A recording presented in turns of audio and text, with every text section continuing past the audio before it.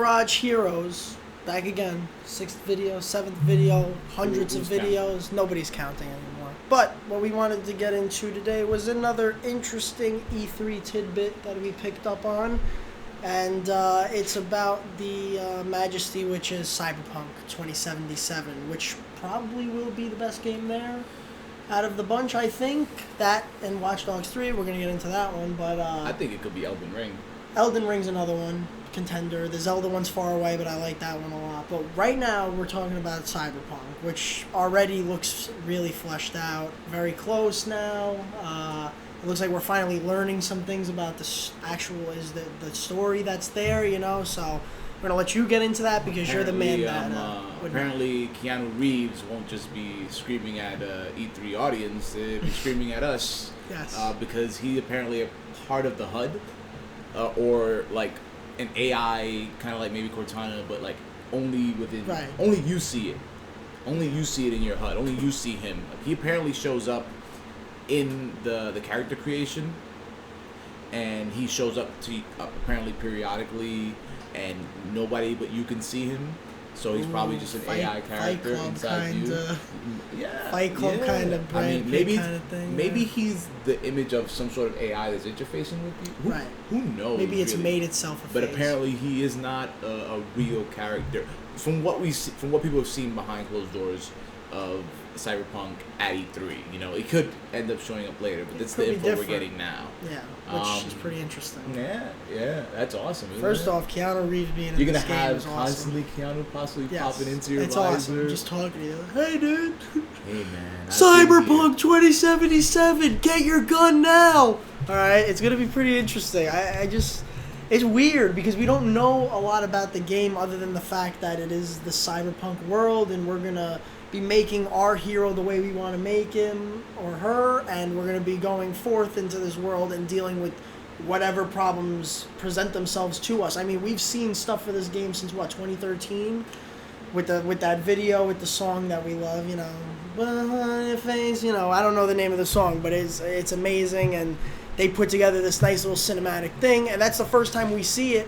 And since then, we've been trying to figure out what the hell we're really going to be doing. What's the end goal of this game? What is going on? Are we just living the life of this character and we're doing what we want? Is it?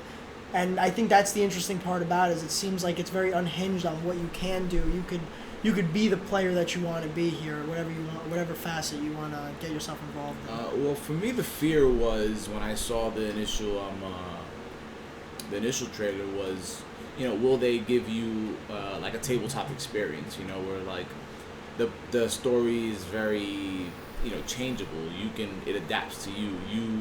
You decide how the story goes in its entirety, you know, unlike Geralt, where to some extent he has to have certain relationships in a certain way. You know, Geralt has to speak in a certain, because you are Geralt. You're just saying, you're just responding differently. How you would perceive Geralt to be, basically, but as well as what you think, you know? You have different responses, but it's still stuff that Geralt would say. Yeah, it's almost like it's on a rail, but it's on a the greatest rail of all time, let's say.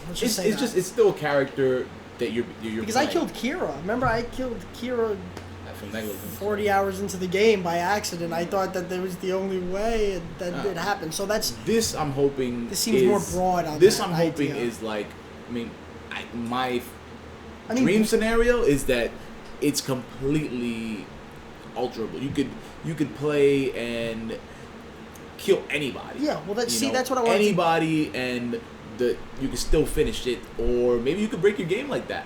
Yeah, I love that. See, that's what I wanted to get into, was that in Witcher you can break your game. Not really. Not necessarily, but for what you want the ending to be, you will break your game. And also, one other thing is that the one thing I want them to go further into is the idea that time is really passing. You don't take a job, something's going to happen because you didn't take that job. And I always thought that was an interesting thing that could happen more in a flowing sci-fi world. If you miss a like mission, a Witcher contract. Missions are time sensitive. Yeah, but that's what it is that days have gone by. They've been looking for somebody to take this job, and people are dying because of that. Yeah, will there be an influence over that? And I think that's CD Projekt Red. I mean, they're amazing even if they don't do this. But if they somehow could do it, that's the one we want. Man, they'd be if this game is as good as Witcher 3 on a fundamental scoring platform. Like if it's the 9.5, 10 that was, they're the best right. They're gonna have that. They're gonna be the biggest, heaviest hitters if they go back to back with these two, because this,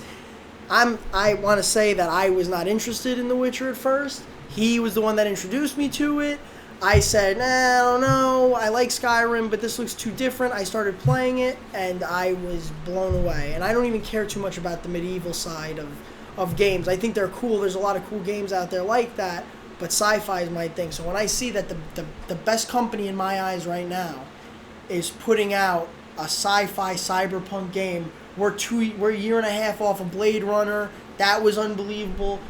We got Star Wars back. I'm all amped up for sci-fi stuff. I don't care what it is, what medium, I'm taking it. And if it's them, praise be to the Holy One. This could be the greatest game of this decade. And that's what I think, that it has the potential going into that next, yeah, to be the best, to finish out. That's this what as the everybody's best thinking, one. yeah. Because it's been there for so long, and the hype's really been just building at a steady flow. Yeah.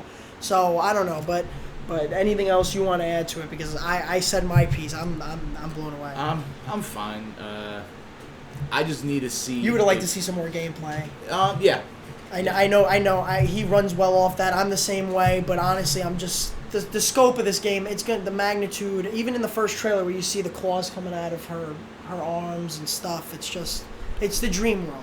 We're augmentable body. We've reached the dream now. If it is what it is, we've reached the dream. So that's all I have to say about it. Yeah, that's all we have to say. Here we are the Garage Heroes. Yeah. Like, subscribe, hit the notification. Do it up.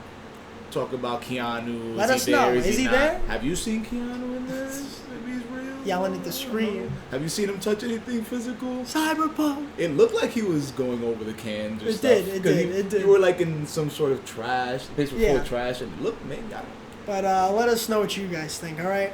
We'll see you later. Bye.